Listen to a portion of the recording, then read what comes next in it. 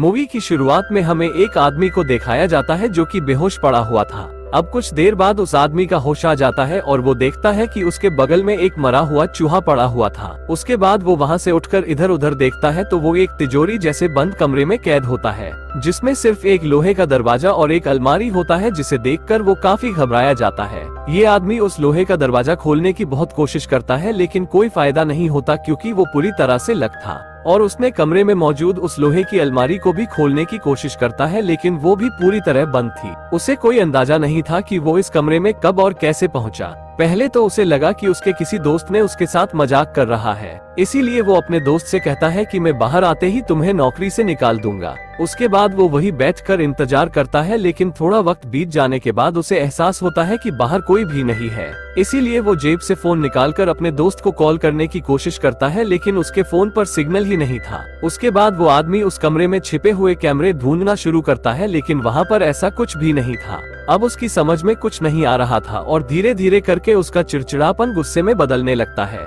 और वो जोर जोर से चिल्लाकर उस लोहे का दरवाजा पीटना शुरू करता है, लेकिन उससे कोई फायदा नहीं होता। अब इसे ही करते करते एक दिन बीत जाता है और वो काफी कमजोर पड़ जाता है क्योंकि उसने एक दिन से कुछ खाया भी नहीं था। अगले दिन अब वो नींद से उठकर अपना फोन चेक करता है, लेकिन तभी उसका फोन भी उसके हाथ से छूटकर नीचे गिरकर टूट जाता है और ये देखकर वो काफी गुस्सा होता है। अब उसे काफी प्यास लगने लगता है, लेकिन वहाँ पर पानी नहीं होता, इसीलिए वो मजबूरी से अपना जूता उतारकर उसी में पेशाब करके पीना पड़ता है। अकेलेपन और भूख की वजह से वो पागल सा होता जा रहा था, इसीलिए वो जमीन पर बैठ जाता है, लेकिन तभी उसे अचानक ऊपर लगी ट्यूबलाइट में एक चाबी दिखाई देता है, जिसे देखकर वो काफी खुश हो जाता है और वो तुरंत उस लाइट को तोड़कर चाबी बाहर निकालता है और उस चाबी की मदद से वो लोहे की अलमारी खोलता है। उस अलमारी के अंदर उसे 2 ऑक्सीजन के सिलेंडर, स्प्रे करने का टूल और छेनी हथौड़ी जैसे औजार मिलते हैं। ये देखते ही उसे एक आइडिया आता है कि वो उस वेल्डिंग मशीन को इस्तेमाल करके फायर सेंसर को ट्रिगर करने का प्लान बनाता है, जिससे उसे थोड़ा सा भी पानी मिल जाए,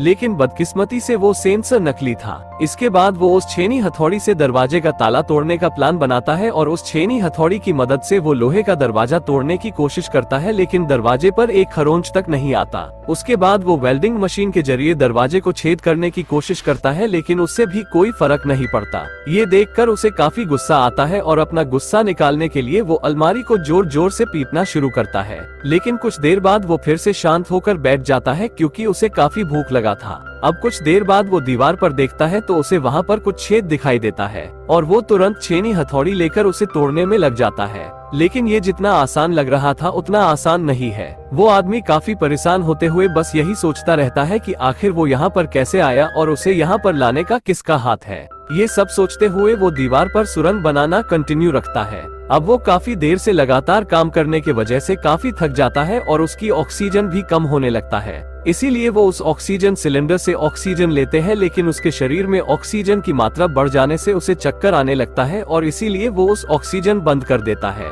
अब उसे काफी भूख लग जाता है, लेकिन यहाँ पर उसके सामने बस एक मरा हुआ चूहा पड़ा हुआ था। अब उसे जिंदा रहने के लिए ना चाहते हुए भी चूहे के अंदर पड़े कीड़ों को खाना पड़ता है। उसके बाद फिर से वो सुरंग बनाने का काम में लग जाता है और काफी मेहनत करने के बाद उसे दीवार के अंदर मौजूद लोहे के सरिये दिखाई देता है। वो वेल्डिंग मशीन की मदद से उस सरिये को काट लेता है और दीवार को तोड़ना जारी रखता है।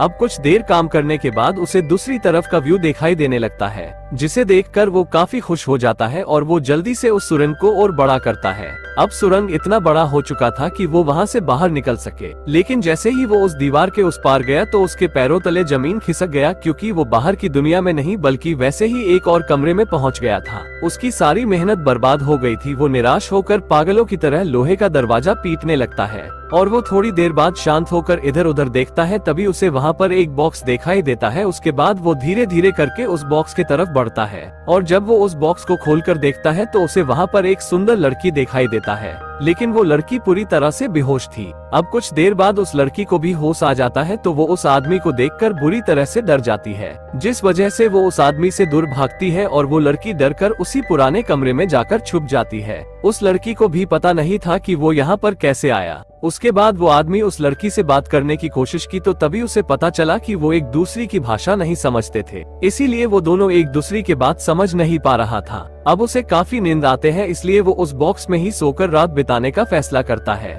लेकिन कुछ देर बाद वो लड़की भी दूसरी कमरे से आ जाती है और उस आदमी को जगाती है। अब वो आदमी उसे इशारा करके समझाने की कोशिश करता है कि हमें यहाँ से निकलने के लिए उस दीवार पर छेद करना होगा, लेकिन भूख और प्यास की वजह से कुछ भी करना उसके लिए नामुमकिन था। इसीलिए वो लड़की ने खुद ही औजार उठाकर सुरंग बनाना शुरू करती है, लेकिन ये काम इतना भी आसान नहीं था। अब थोड़ी देर बाद उसे पेशाब लगती है, इसीलिए वो दूसरी कमरे में जाती है, लेकिन तभी वो आदमी भी उस कमरे में जाकर उसे रोक लेता है और उसके सामने एक जूते रखकर उसे इशारा करके उसे समझाने लगता है कि तुम्हें इस जूते पर पेशाब करना होगा। असल में उसने 3 दिन से पानी नहीं पिया था। शुरू में तो ये लड़की हैरान होता है, लेकिन कुछ देर बाद वो भी समझ जाती है कि अपनी जान बचाने के लिए उसे ये सब करना पड़ता है। इसीलिए वो उस जूते में पेशाब कर देती है और वो आदमी उसे पी लेता है और उस लड़की को भी पीने के लिए देता है। उसके बाद वो आदमी फिर से उस कीड़े को खाने लगता है और उस लड़की को भी खाने को कहता है, लेकिन वो उसे खाने से मना कर देती है। अब वो आदमी दूसरी कमरे में जाकर दीवार पर छेद करने के काम में लग जाते हैं। उस आदमी के अंदर थोड़ी सी भी ताकत नहीं बची थी, लेकिन फिर भी वो अपने पूरी कोशिश करके दीवार पर छोटा सा छेद बना लेता है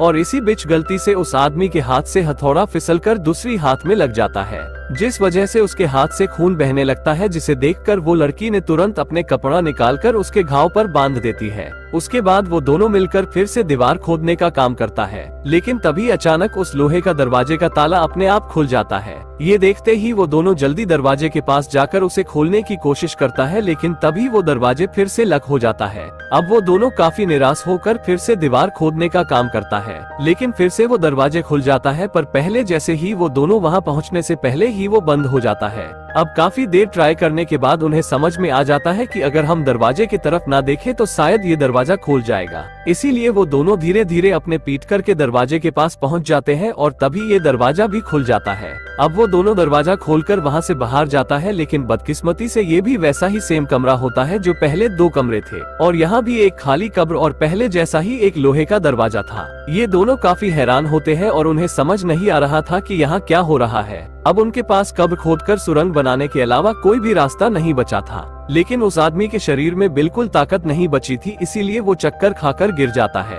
अब उस आदमी को रियलाइज होने लगता है कि वो यहाँ से नहीं निकल पाएगा, इसीलिए वो सोचता है कि अब वो दोनों यहाँ से बाहर निकलने के लिए उनमें से एक को मरना होगा, क्योंकि कमरे में रखी कब्र उनमें से एक की मंजिल है। इसीलिए वो आदमी ने उस लड़की का खून करने के बारे में सोचता है, लेकिन वो ऐसा कर नहीं पाता। अब उसकी जिंदा रहने की सारी उम्मीद खत्म हो चुकी थी, इसलिए उसने खुद को ही उस कब्र में लेटा कर अपना मौत का इंतजार करने लगता है। अब कुछ देर बाद उस लड़की ने आदमी को कब्र से बाहर निकालता है और उसे जमीन पर लेटाकर जगाने की कोशिश करता है, लेकिन वो लड़की भी काफी थक चुकी थी, इसीलिए वो भी गुस्से में दरवाजे के पास जाकर जोर जोर से चिल्लाने लगती है, पर उससे कोई फायदा नहीं होता और वो एक कोने में जाकर रोने लगती है। अब यहाँ पर उन दोनों के पास कोई रास्ता नहीं था, इसीलिए वो अपने आंसुओं से उस आदमी की प्यास बुझा देती है। उसके बाद वो लड़की अपने कपड़े उतारना शुरू करती है और उस आदमी के भी कपड़ा उतार देता है। बेहोशी की हालत में भी उस आदमी को समझ आ रहा था कि वो क्या कर रही है। उसके बाद वो दोनों वहीं पर इंटीमेट हो जाती है और कुछ देर बाद दोनों ही वहाँ पर सो जाती है। अब थोड़ी देर बाद जब आदमी की आंख खुलता है तो उसके पास लड़की सो रही होती है, इसीलिए वो रेंगते हुए दूसरे कमरे में जाकर एक कपड़ा लाके उस लड़की को उड़ा देता है और वो फिर से बेहोश हो जाता है। लेकिन तभी उसे दरवाजा का ताले के घूमने की आवाज सुनाई देती है, जिस वजह से वो दोनों तुरंत उठ जाता है। वो आदमी लड़की से कहता है कि उसके ओर मत देखो, बस पीछे मुड़ के उसके तरफ बढ़ते रहो। और पिछली बार की तरह इस बार भी वो दोनों ने दरवाजे की तरफ पीठ करके आगे बढ़ना शुरू करता है, लेकिन आदमी इतना ज्यादा कमजोर हो चुका था कि खुद से चल भी नहीं पा रहा था। इसीलिए लड़की ने किसी तरह उसे सहारा देकर अपने साथ दरवाजे तक ले जाती है और वहाँ पहुँचने के बाद वो दरवाजा खोलता है, लेकिन इस बार आसानी से वो दरवाजा खुल जाता है और वो दरवाजा खोलकर बाहर देखता है तो एक बेहद खूबसूरत नजारा उनकी आंखों के सामने आ जाता है, जिसे देखकर वो दोनों काफी खुश हो जाता है, क्योंकि वो दुनिया किसी स्वर्ग से कम नहीं थी। उसके बाद वो दोनों वहाँ से बाहर निकलता है और इसी के साथ ये मूवी भी यहीं पर एंड हो जाती है।